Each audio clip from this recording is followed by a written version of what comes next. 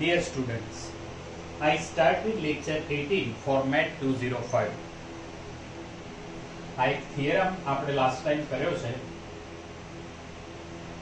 અને હું માનું કે તમે લખીને તૈયારી કરી જશે, but although I repeat this very quickly. Let star be a binary operation on a finite set G. If star is associative in G, means binary and associative and finite. G is finite with binary operation star is associative. Both right and left cancellation laws hold. For star in G, then prove that G is a group. એટલે બે વસ્તુ આપી દીધી છે, cancellation લો આપ્યા છે અને G finite છે એવું આપ્યું છે, એટલે આપણે આ સેટ લીધો છે G. પછી એક સેટ S બનાવીએ છે. Actually you can say that this S is A star G. એના દરેક એલિમેન્ટને A વડે ગુણો, this is A star G. પછી આપણે એવું બતાવીએ છીએ કે S માં બધા એલિમેન્ટ્સ ડિસ્ટિંક્ટ છે, ભિન્ન છે, અને એટલે ખબર પડે છે કે S G નો સબસેટ તો છે જ અને S ના દરેક એલિમેન્ટ ડિસ્ટિંક્ટ છે, G ફાઇનાઇટ સેટ છે, એટલે S અને G બંને સરખા છે. હવે A G માં છે તો A S માં છે, means A = A star AK, અને થોડી પ્રોસિજર પછી આપણે AK ને G માં આઈડેન્ટિટી બતાવીએ છે. એનો ઉપયોગ કરીને એનો ઇન્વર્સ આપણે G માં શોધીએ છે અને એ રીતે આપણે G ને ગ્રુપ બતાવીએ છે. આ ક્રિયા કરી છે, મને લાગે છે કે તમે સમજ્યા જ છો, પણ તેમ છતાં એકવાર મેં આ ક્વિક રિપીટેશન આનું કર્યું છે. એકવાર ખૂબ ઝડપથી જોઈ લો ને આપણે આ લેક્ચરમાં આગળ જઈએ.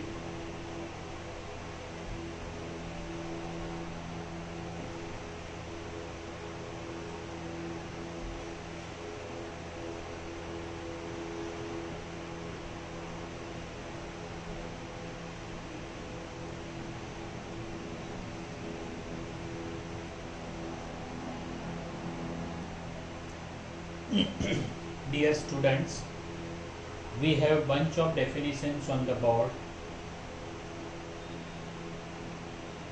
Actually there are 7 definitions on the board.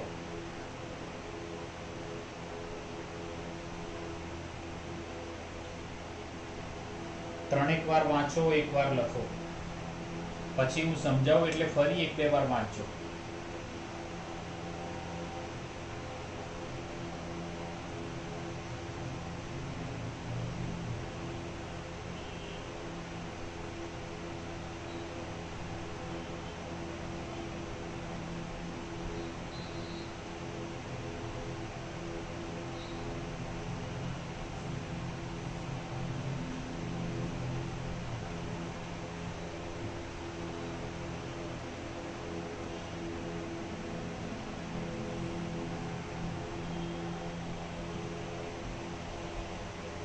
See here, both of they are non-empty set. Any subset S of A cross B is called relation from A to B. હવે પહેલી વાત કે તમને એ તો ખબર હોવી જોઈએ, what is A cross B? A cross B કોને કહેવાય? વિચારો. A cross B is order pair XY where X from A and Y from B, and this is called A cross B. Now S is called relation. If S is subset of A cross B, S એ A cross B નો subset હોય તો આપણે એને A થી B નું relation કહીએ છે. એમાં જે એ S ની અંદર આવેલો X છે એ S નો ડોમેન કહેવાય, અને જે Y છે કે જો XY S માં છે તો એને એની રેન્જ કહેવાય. ફરીથી S is subset of A cross B. A cross B એટલે આવું હોય, order pair XY where X from A, Y from B, અને એમાં જે X આવે એ S નો ડોમેન થાય, એમાં જે Y આવે એ S નો રેન્જ થાય. that will be range of x, અને x છે that will be domain, પ્રદેશ, આને એનો વિસ્તાર કહેવાય. ગુજરાતીમાં તમે આને પ્રદેશ કહો છો, આને વિસ્તાર કહેવાય.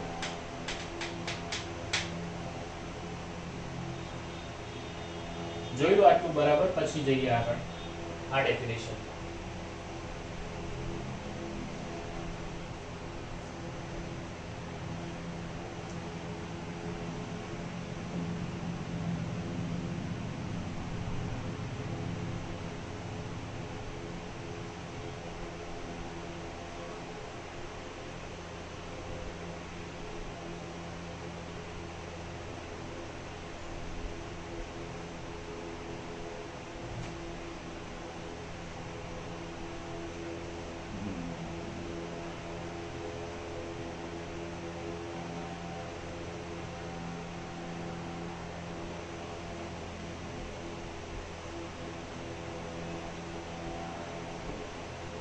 S A cross B નો સબસેટ હોય તો S ને આપણે A થી B નો રિલેશન કહીએ છીએ. એમાંનો X છે એ એનો ડોમેઇન છે, એમાં જે Y છે એ S ની રેન્જ છે. હવે S એ A ઉપરનું રિલેશન છે. જો A ના દરેક સભ્ય માટે ASA means A is related to A થાય, બધા જ A માટે હોય, તો એવા સેટને આપણે રિફ્લેક્સિવ કહીએ. એવા રિલેશન આપણે શું કહીએ છીએ? રિફ્લેક્સિવ. પછી A થી B નો સંબંધ હોય, ઇમ્પ્લાઇઝ B થી A નું રિલેશન મળે, તો એને આપણે કહીએ છીએ સિમેટ્રિક. અને ત્રીજું A થી B નું રિલેશન હોય અને B થી C નું રિલેશન હોય, ઇમ્પ્લાઇઝ A થી C નું રિલેશન મળે, તો એને કહીએ છીએ ટ્રાન્ઝિટિવ. ફરીથી દરેક A થી A રિલેટેડ હોય તો આપણે કહીએ છીએ રિફ્લેક્સિવ. A થી B ઇમ્પ્લાઇઝ B થી A, તો એને કહીએ છીએ સિમેટ્રિક. A થી B અને B થી C ઇમ્પ્લાઇઝ A થી C, તો એને કહીએ છીએ ટ્રાન્ઝિટિવ. અને રિફ્લેક્સિવ, સિમેટ્રિક, ટ્રાન્ઝિટિવ ત્રણે ત્રણ જે રિલેશન હોય એને કહીએ છીએ ઇક્વિવેલન્સ રિલેશન. એ ચોથી ડેફિનેશન છે. ધ્યાનથી જોઈ લો, હું હજી તમારી સાથે આના વિશે વાત કરીશ અને એના ઉદાહરણ પર લઈશું.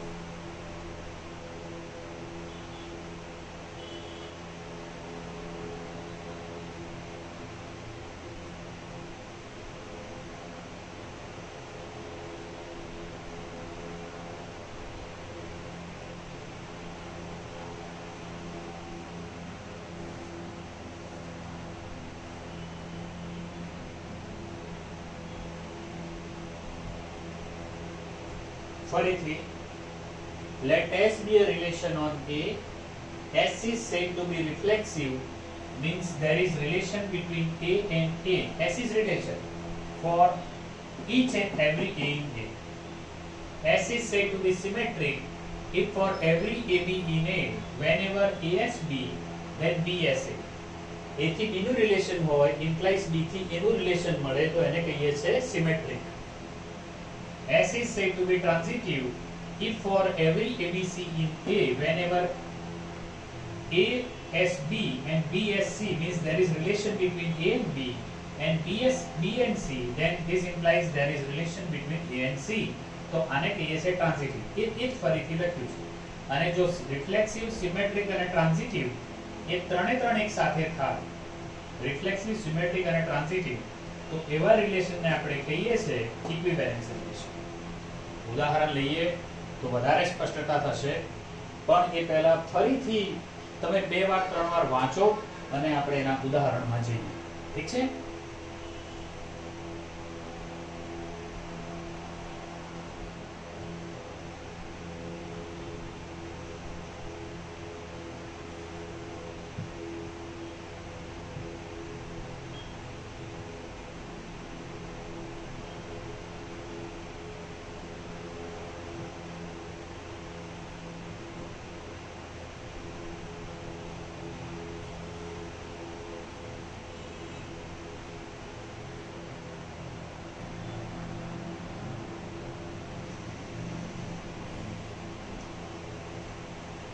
Examples of relations: set, relation, reflexive, symmetric અને transitive. આ બધી વસ્તુ ચેક કરીએ.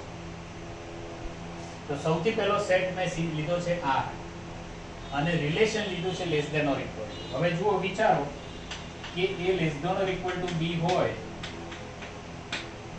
તો B less than or equal to A હોય? જરૂરી નથી.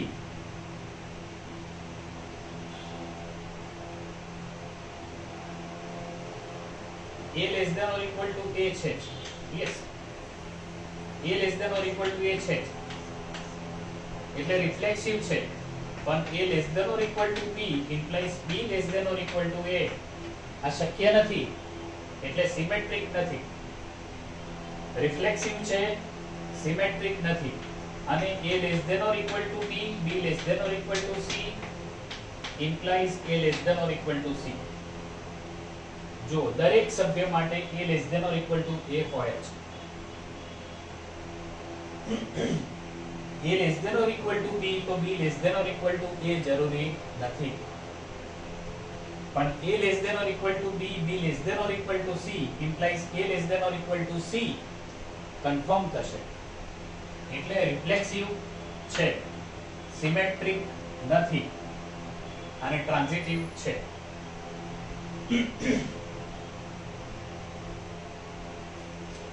આવી રીતે છે, સમજો અને જુઓ.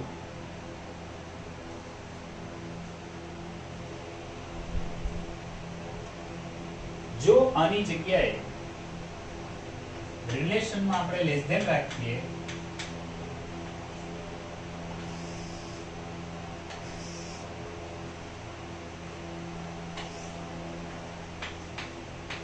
A લેસ ધેન A થાય,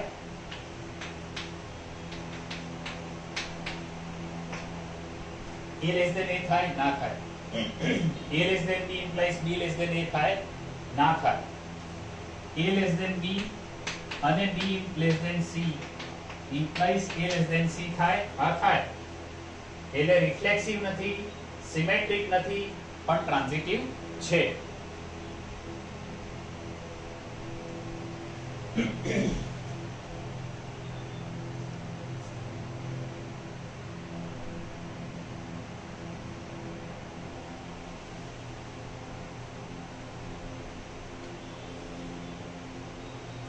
મેં થોડાક ઉદાહરણ લખ્યા છે છોકરાઓ બોર્ડ ઉપર, જરા જોઈ લો અને સમજવા પ્રયાસ કરો.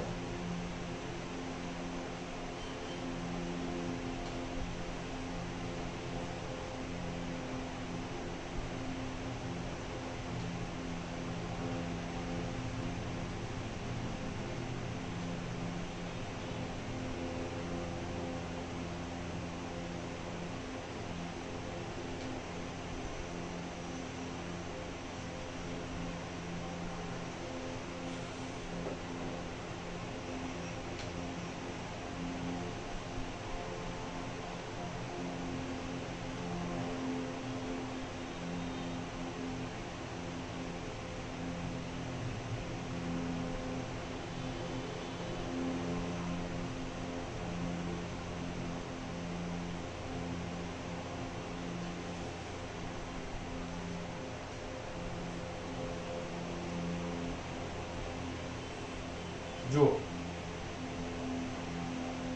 સેટ સાનો છે? હ્યુમન્સ નો, માણસોનો. આ પૃથ્વી ઉપરના સ્ત્રી પુરુષોનો રિલેશન છે કે જેમના હસબન્ડ અને વાઇફ નો રિલેશન છે તે.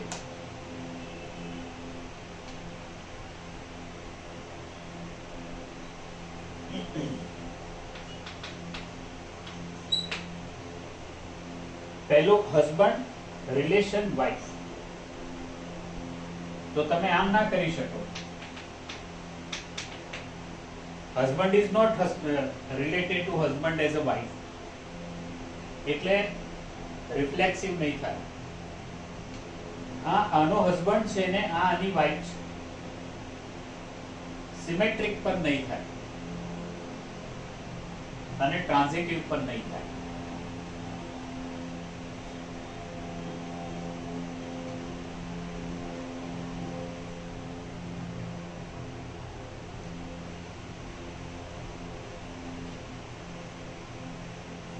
Power set of universal set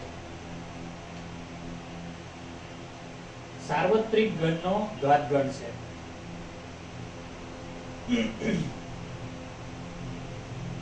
subset નું રિલેશન છે, રિલેશન સિમેટ્રિક રિફ્લેક્સિવ થશે, સિમેટ્રિક નહીં થાય અને ટ્રાન્ઝિટિવ થશે. A is always subset of A. A subset B, તો B subset A થાય એવું જરૂરી નથી, પણ A subset B, B subset C, તો A subset C થાય છે. Z is equal બરાબરનું રિલેશન છે. A equal to A હંમેશા થાય તો રિફ્લેક્સિવ. A equal to B, તો B equal A થાય સિમેટ્રિક.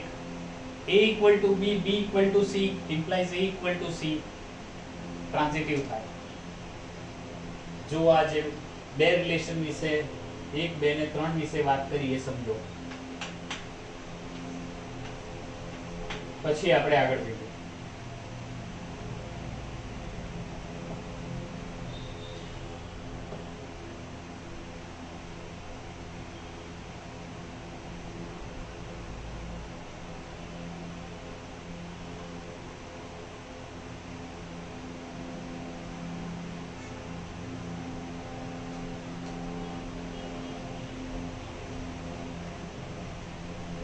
નેક્સ્ટ રિલેશન છે the set of straight lines in plane.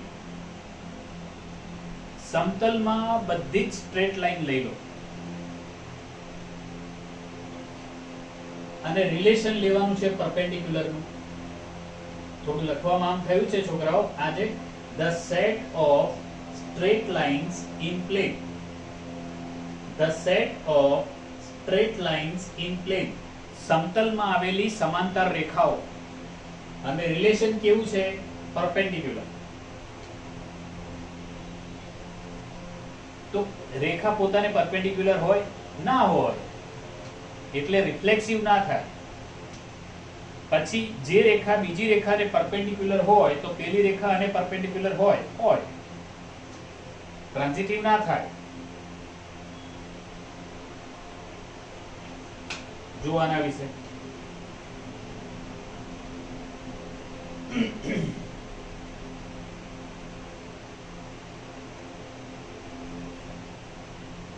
the set of straight lines in plane relation perpendicular નું line પોતાને perpendicular ના હોય એટલે રિફ્લેક્સિવ નથી. એ બી ને પરપેન્ડિક્યુલર હોય તો બી એ ને પરપેન્ડિક્યુલર હોય, એ બી ને પરપેન્ડિક્યુલર હોય, બી સી ને પરપેન્ડિક્યુલર હોય તો એ અને સી બંને સમાંતર હોઈ શકે અને એટલે ટ્રાન્ઝિટિવ નથી. Next Z set of integers. Z set of integers અને એનું રિલેશન છે ઇવન ડિફરન્સ નું. બેકી સંખ્યાનો તફાવત પડે તો રિફ્લેક્સિવ થાય, સિમેટ્રિક થાય અને ટ્રાન્ઝિટિવ થાય. કોઈ બી નંબરનો પોતાની સાથેનો ડિફરન્સ કેટલો? 0. 0 ઇઝ ઇવન. બેકી સંખ્યા જોઈ લો.